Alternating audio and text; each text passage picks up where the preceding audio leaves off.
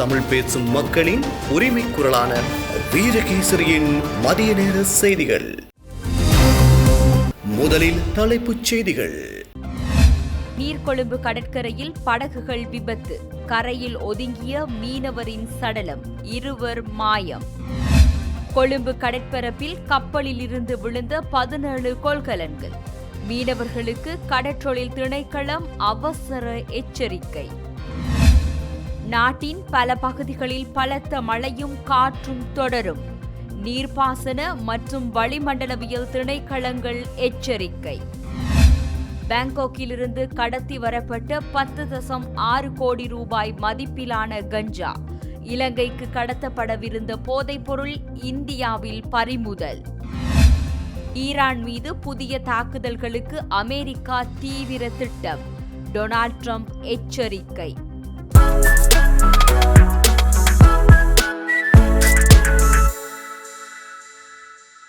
உள்நாட்டு செய்திகள்.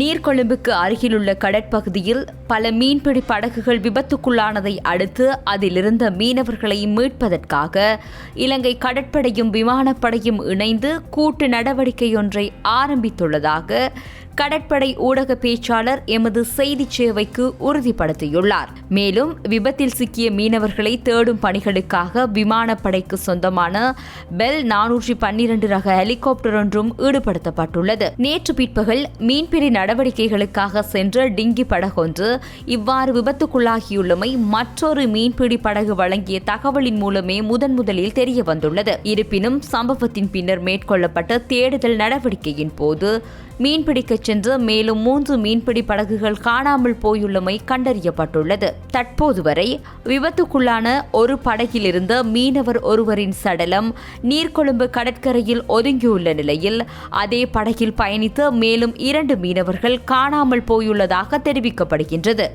இதற்கமைய காணாமல் போன மீனவர்களையும் படகுகளையும் தேடுவதற்காக கடற்படைக்கு சொந்தமான டோரோ படகொன்று விசேட மூழ்கிச் செல்லும் அணியினருடன் கடற்பகுதிக்கு அனுப்பப்பட்டுள்ளதுடன் வான் மற்றும் கடற்படை பிரிவினர் இணைந்து தேடுதல் நடவடிக்கைகளை தொடர்ந்து முன்னெடுத்து வருகின்றனர். தற்போது கடல் கொந்தளிப்பாக காணப்படுவதனால் இந்த விபத்து சம்பவித்திருக்கலாம் என கடற்றொழில் ஊடக பேச்சாளர் தெரிவித்தார். கொழும்பு துறைமுகத்திற்கு மேற்கே சுமார் 17 கடல் மைல் தொலைவில் உள்ள கடற்பரப்பில் வர்த்தக கப்பலொன்றிலிருந்து 17 காலியான கொள்கலன்கள் கடலில் வீழ்ந்து மிதந்து கொண்டிருப்பதாக கடற்றொழில் மற்றும் நீரியல் வளங்கள் திணைக்களம் அறிவித்துள்ளது. இந்த விபத்து வட அட்சரரேகை 0654 மற்றும் கிழக்கு தீர்க்க ரேகை 079332 அருகிலுள்ள கடற்பரப்பில் இடம்பெற்றுள்ளது. தற்போதுள்ள கடல் நீரோட்டத்தின் தன்மைக்கு ஏற்ப இந்த காலியான கொள்கலன்கள் வேறுவலையிலிருந்து நீர்கொழும்பு ஊடாக புத்தளம் வரையிலான கடலோர பகுதிகளை நோக்கி கரைக்கு மிதந்து வருவதற்கான அதிக சாத்தியக்கூறுகள் உள்ளதாக அந்த அறிவிப்பில் குறிப்பிடப்பட்டுள்ளது. எனவே குறிப்பிட்ட கடற்பரப்புகளில் மீன்பிடி நடவடிக்கையில் ஈடுபட்டுள்ள மற்றும் பயணிக்கும் அனைத்து நெடுநாள் மற்றும் சிறிய மீன்பிடி படகுகளும் இது குறித்து மிகுந்த அவதானத்துடனும் எச்சரிக்கையுடனும் செயற்படுமாறு அறிவுறுத்தப்பட்டுள்ளனர். ஒருவேளை மிதந்து வரும் இந்த கொள்கலன்கள் தென்பட்டால் உடனடியாக அது குறித்து கடற்றொழில் மற்றும் நீரியல் வளங்கள் திணைக்களத்தின் வானொலி செய்தி மையத்திற்கோ அல்லது அருகிலுள்ள மீன்பிடி துறைமுக அதிகாரிகளுக்கோ அறிவிக்குமாறு கோரப்பட்டுள்ளது. நாட்டின் பல பகுதிகளில் இன்றும் 100 மில்லிமீட்டர் வரையான மழை வீழ்ச்சி பதிவாகக்கூடும் என வளிமண்டலவியல் திணைக்களம் எதிர்வு கூறியுள்ளது. மேல் சப்ரகமுவ மற்றும் வடமேல் மாகாணங்களிலும் அத்துடன் கண்டி, நுவரெலியா, காலி மற்றும் மாத்தறை மாவட்டங்களிலும் அவ்வப்போது மழை பெய்யக்கூடும் என்பதுடன் சில இடங்களில் 100 மில்லிமீட்டருக்கும் அதிகமான பலத்த மழை பெய்யக்கூடும் என அந்த திணைக்களம் வெளியிட்டுள்ள வானிலை முன்னறிவிப்பில் குறிப்பிடப்பட்டுள்ளது. அதேபோல் மாத்தளை, அனுராதபுரம் மற்றும் ஹம்பாந்தோட்டை மாவட்டங்களில் சிறிய அளவில் மழை பெய்யக்கூடும் எனவும் குறிப்பிடப்பட்டுள்ளது. அத்துடன் இயங்கு நிலை தென்மேற்கு பருவப்பெயர்ச்சி நிலைமை காரணமாக நாட்டின் தென்மேற்கு பிரதேசங்களில் தற்போது நிலவும் மழை மற்றும் காற்றின் நிலைமை இன்றும் தொடரும் என வளிமண்டலவியல் திணைக்களம் எதிர்வு கூறியுள்ளது. மேல் சப்ரகமுவ, தென், வடக்கு, வடமத்திய, மத்திய மற்றும் வடமேல் மாகாணங்களிலும் மொனராகலை மற்றும் திருகோணமலை மாவட்டங்களிலும் அவ்வப்போது மணித்தியாலத்திற்கு 40 முதல் 50 கிலோமீட்டர் வேகத்தில் பலத்த காற்று வீசக்கூடும் எனவும் வளிமண்டலவியல் திணைக்களம் குறிப்பிட்டுள்ளது. இந்த நிலையில் கழனி கங்கை ஆற்றுப்படுகையின் மேல் மற்றும் மத்திய நீரேந்து பகுதிகளில் தற்போது பெய்து வரும் பலத்த மழை காரணமாக அடுத்த 48 மணி நேரத்திற்குள் பல பகுதிகளில் சிறிய அளவிலான வெள்ளப்பெருக்கு ஏற்படக்கூடும் என நீர்ப்பாசன திணைக்களம் அறிவித்துள்ளது. இதன்படி நீர்ப்பாசன திணைக்களத்தின் நீர்வியல் மற்றும் அனர்த்த முகாமைத்துவ பிரிவினால் இன்று காலை 7:30 மணிக்கு வெள்ள அபாய எச்சரிக்கை அறிவித்தல் விடுக்கப்பட்டுள்ளது. இந்த அறிவித்தல் நாளை மறுதினம் காலை 7 மணி வரை செல்லுபடியாகும் என அதில் தெரிவிக்கப்பட்டுள்ளது. அதற்கமைய தெஹியோவிட்ட, ருவான்வெல்ல மற்றும் சீதாவாக்க ஆகிய பிரதேச செயலக பிரிவுகளுக்குட்பட்ட கழனி கங்கையின் தாழ்நில பகுதிகளில் இவ்வாறு சிறிய வெள்ள நிலைமை ஏற்படக்கூடும் என அந்த அறிவிப்பில் குறிப்பிடப்பட்டுள்ளது.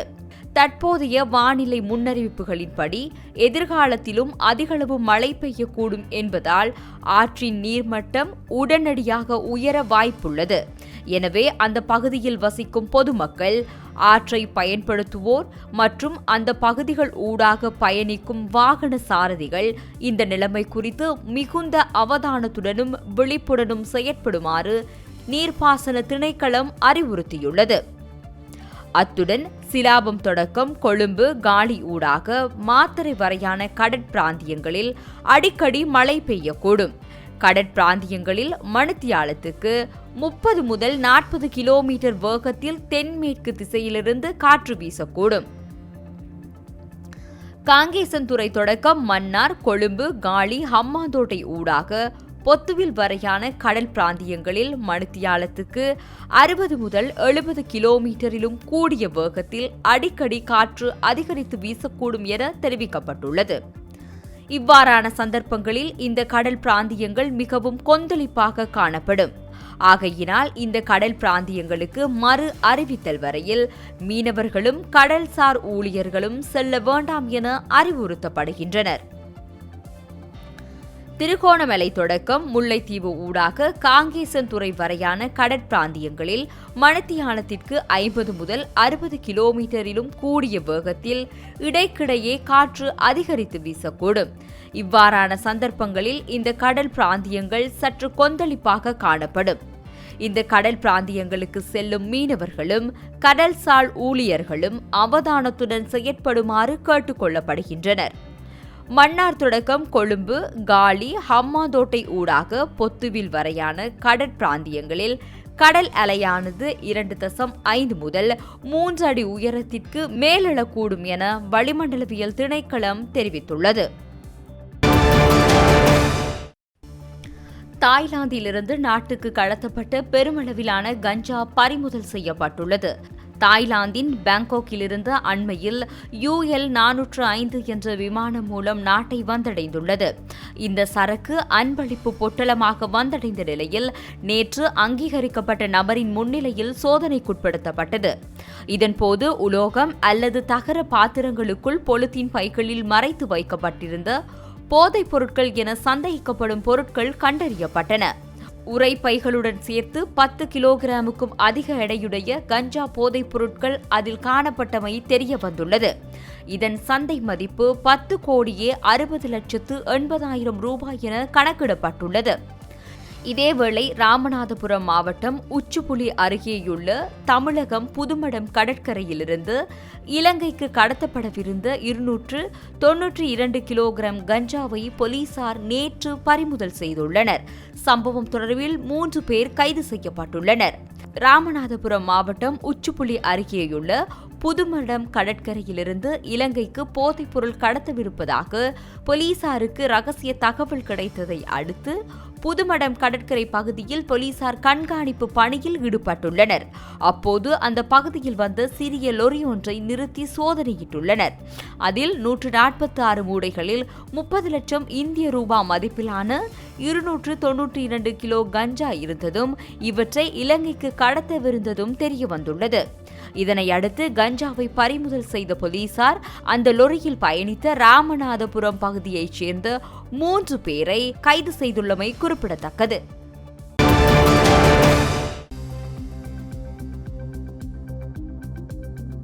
குண்டு தாக்குதல்கள் தொடர்பில் புலனாய்வு தகவல்கள் கிடைத்திருந்தன. ஆனால் போலீசாரும் தேசிய பாதுகாப்பை கட்டுப்பாட்டில் வைத்திருப்பவர்களும் அதனை தடுக்க நடவடிக்கை எடுக்கவில்லை. இந்த உண்மையை ஏற்றுக்கொண்டுதான் ஆக வேண்டும். குற்றவியல் நோக்கம் இல்லாத நிலையில் தற்போது வழங்கப்பட்டுள்ள தீர்ப்பை என்னால் ஏற்றுக்கொள்ள முடியவில்லை என முன்னாள் நீதி அமைச்சர் ஜனாதிபதி சட்டத்தரணி அலி சப்ரி தெரிவித்துள்ளார். முன்னாள் போலீஸ் மா அதிபர் பூஜித் ஜெயசுந்தரவுக்கு கொழும்பு மேல் நீதிமன்றம் மரண தண்டனை தீர்ப்பளித்துள்ளதை மேற்கோளிட்டு காட்டி தமது உத்தியோகபூர்வ சமூக வலைதள பக்கத்தில் அவர் இதனை தெரிவித்துள்ளார். உயிர்த்த ஞாயிறு குண்டு தாக்குதல்கள் தொடர்பாக முன்னரே புலனாய்வு எச்சரிக்கைகள் கிடைத்த போதிலும் அதனை தடுக்க தவறியதன் மூலம் குற்றவியல் கடமை தவறியமை, கொலை முயற்சி மற்றும் கொலை ஆகிய குற்றச்சாட்டுகளில் முன்னாள் போலீஸ் மா அதிபர் பூஜித் ஜெயசுந்தர குற்றவாளி என தீர்ப்பளித்து சிறப்பு மூவரடங்கிய நிலையான மேல் நீதிமன்றம் அவருக்கு மரண தண்டனை விதித்து தீர்ப்பளித்தது. இது உண்மை. குண்டு தாக்குதல்கள் தொடர்பில் புலனாய்வு தகவல்கள் கிடைத்திருந்தன. ஆனால் போலீசாரும் தேசிய பாதுகாப்பை கட்டுப்பாட்டில் வைத்திருந்தவர்களும் அதனை தடுக்க நடவடிக்கை எடுக்கவில்லை. இந்த உண்மையை ஏற்றுக்கொண்டுதான் ஆக வேண்டும். இருப்பினும் குற்றவியல் நோக்கம் இல்லாத நிலையில் இந்த தண்டனை தீர்ப்பை என்னால் ஏற்றுக்கொள்ள முடியவில்லை என்று அவர் பதிவேற்றம் செய்துள்ளார். உங்களை காத்து நாட்டினை காக்கவே ஸ்ரீலங்கா இன்சூரன்ஸ் லைஃப், தந்தையும் தாயும் போன்றோம். ஈரானுக்கு எதிராக மீண்டும் பாரிய தாக்குதல்களை நடத்த தாம் எதிர்பார்த்திருப்பதாக அமெரிக்க ஜனாதிபதி டொனால்ட் ட்ரம்ப் தெரிவித்துள்ளார். பேச்சுவார்த்தைகளுக்கு ஈரானிய அரசாங்கத்திற்கு அழுத்தம் கொடுப்பதற்காகவே இந்த தாக்குதல்கள் நடத்தப்படுவதாகவும் அவர் குறிப்பிட்டுள்ளார். இதன்படி ஈரானுக்கு எதிரான புதிய தாக்குதல்களை தொடங்குமாறு அமெரிக்க ஜனாதிபதி டொனால்ட் ட்ரம்ப் தமது இராணுவத்திற்கு அறிவுறுத்தல் வழங்கியுள்ளதாக சர்வதேச ஊடகங்கள் செய்தி வெளியிட்டுள்ளன. இது குறித்து கருத்து தெரிவித்துள்ள அவர், நாங்கள் அவர்களை மிகவும் கடுமையாக தாக்குவோம். ஒரு கட்டத்தில் அவர்களால் இனி தாங்க முடியாது என்று அவர்களே கூறுவார்கள் என குறிப்பிட்டுள்ளார். தாக்குதலின் துல்லியமான வரம்புகள் மற்றும் இலக்குகள் குறித்து அதிகாரப்பூர்வமாக அறிவிக்கப்படவில்லை என்றாலும் ஈரானின் மின் உற்பத்தி நிலையங்கள் மற்றும் எண்ணெய் சுத்திகரிப்பு நிலையங்கள் போன்ற முக்கிய ஆற்றல் உட்கட்டமைப்புகள் இலக்காக இருக்கலாம் என கூறப்படுகின்றது. எனினும் தாக்குதல்கள் அதிகாரப்பூர்வமாக தொடங்கும் வரை அவை எந்த நேரத்திலும் இடைநிறுத்தப்படவோ அல்லது ரத்து செய்யப்படவோ வாய்ப்புள்ளதாக அதிகாரிகள் தெரிவித்துள்ளனர். அமெரிக்க ஜனாதிபதி டொனால்ட் ட்ரம்ப் தமது அமைச்சரவை அதிகாரிகளுடன் ஆலோசனை நடத்திய பின்னர் இந்த திட்டம் குறித்து குறிப்பை வெளியிட்டுள்ளார். பாலஸ்தீனத்தின் காசா முனையில் புதிய அமைதி ஒப்பந்தத்தை செயல்படுத்துவதில் அமெரிக்காவும் இஸ்ரேலும் ஒரே நேர்கோட்டில் இருப்பதாக ட்ரம்ப் தெரிவித்துள்ளார். இஸ்ரேல் போர் நிறுத்த ஒப்பந்தத்தின் நிபந்தனைகளை முறையாக பின்பற்றினால் தாம் ஆயுதங்களை கைவிட தயார் என ஹமாஸ் அமைப்பு அறிவித்துள்ளது. ஐநா பொதுச் செயலாளர் இந்த ஒப்பந்தத்தை பாராட்டியுள்ள போதிலும் இதை முழுமையாக அமுல்படுத்துவதில் இன்னும் பாரிய பெரிய சிக்கல்கள் இருப்பதாக தெரிவித்துள்ளார். அமெரிக்கா தாக்குதல் நடத்தும் பட்சத்தில் அமெரிக்கா மற்றும் இஸ்ரேலின் முக்கிய உட்கட்டமைப்புகளை இலக்கு வைத்து தகுந்த பதிலடி கொடுக்க தயாராக இருப்பதாக ஈரானிய அதிகாரிகள் எச்சரித்துள்ளனர். ஹோர்முஸ் நீரிணையில் கப்பல் போக்குவரத்தை நிர்வகிக்க ஓமான் நாட்டோடு இணைந்து செயல்படுவதாகவும் வெளிநாடுகளின் தலையீட்டை ஏற்றுக்கொள்ள முடியாது என்றும் ஈரான் தெளிவுபடுத்தியுள்ளது. இருப்பினும் உட்கட்டமைப்புகளை இலக்கு வைத்து நடத்தப்படும் இத்தகைய தாக்குதல்கள் போர் குற்றங்களின் கீழ் வரக்கூடும் என மனித உரிமைகள் மற்றும் ஆலோசனை அமைப்புகள் சுட்டிக்காட்டியுள்ளன. வெளிநாட்டு செய்திகள்.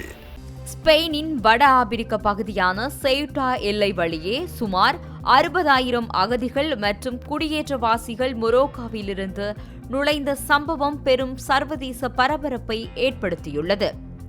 மனித கடத்தல்காரர்கள் இணையவழி வதந்திகளை பரப்பி ஆயிரக்கணக்கான இளைஞர்களை தவறாக வழிநடத்தி எல்லைக்கு வரவழைத்துள்ளனர் என ஸ்பெயின் பிரதமர் குற்றம் சாட்டியுள்ளார்.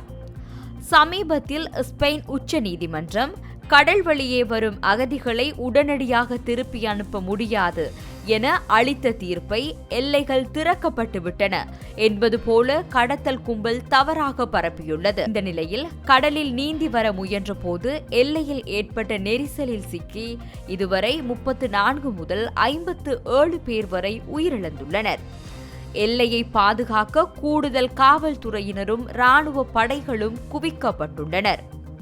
உணவு தங்குமிட வசதி இல்லாததால் பல ஆயிரம் அகதிகள் மீண்டும் மொரோக்கோவிற்கே திரும்ப தொடங்கியுள்ளனர். இதுவரை 25,000க்கும் மேற்பட்டோர் மொரோக்கோவுக்கு திரும்பியுள்ளதாக சர்வதேச ஊடகங்கள் தெரிவித்துள்ளன. ஐரோப்பிய ஆணையத்தின் தலைவர் செயுட்டா எல்லையில் நடந்த காட்சிகளை ஏற்றுக்கொள்ள முடியாத ஒன்று என கண்டித்துள்ளார். ஐரோப்பிய ஒன்றியத்தின் சட்ட திட்டங்களுக்கு கட்டுப்படாமல் யாரும் எல்லையை கடந்து வர முடியாது என கூறிய அவர், ஸ்பெயின் எல்லையை பாதுகாக்க ஐரோப்பிய ஒன்றியத்தின் பிரான்டெக்ஸ் எல்லை பாதுகாப்பு படையின் உதவியை வழங்க தயார் என அறிவித்துள்ளார். இத்தாலி பிரதமர் தலைமையிலான அரசு ஸ்பெயினுடனான ஷெங்கான் எல்லையற்ற பயண ஒப்பந்தத்தை தற்காலிகமாக இடைநிறுத்தியுள்ளது. இதனால் ஸ்பெயினிலிருந்து இத்தாலிக்கு வரும் கடல் மற்றும் வான்வழி பயணிகளுக்கு கடவுச்சீட்டு சோதனை கட்டாயமாக்கப்பட்டுள்ளது. பிரான்ஸ் அரசு ஸ்பெயின் எல்லையில் கூடுதல் காவல் மற்றும் இராணுவ படைகளை குவித்து எல்லை பரிசோதனைகளை தீவிரப்படுத்தியுள்ளது. ஐரோப்பிய ஒன்றியத்தின் வெளிப்புற எல்லையை பாதுகாப்பதில் ஸ்பெயின் முற்றிலும் தோற்றுவிட்டது என பின்லாந்து உள்துறை அமைச்சர் பகிரங்கமாக குற்றம் சாட்டியுள்ளார். அமெரிக்காவில் டொனால்ட் ட்ரம்ப் உள்ளிட்ட அரசியல் தலைவர்கள் கட்டுப்பாடற்ற குடியேற்றங்களால் எல்லை பாதுகாப்புக்கு ஏற்படும் ஆபத்துகளுக்கு செயுட்டா சம்பவமே சான்று என சுட்டிக்காட்டி தங்களின் கடுமையான எல்லை கொள்கைகளை நியாயப்படுத்தியுள்ளனர். இந்த ஊடுருவலை தடுக்க மொரோக்கோ படைகள் போதிய நடவடிக்கை எடுக்கவில்லை என்ற குற்றச்சாட்டு எழுந்துள்ளது. ஸ்பெயின் மற்றும் அல்ஜீரியா இடையிலான எரிவாயு ஒப்பந்தம் போன்ற அரசியல் காரணங்களால் மொரோக்கோ அரசு எல்லையை தளர்த்தியிருக்கலாம் என சர்வதேச அரசியல் ஆய்வாளர்கள் கருதுகின்றனர்.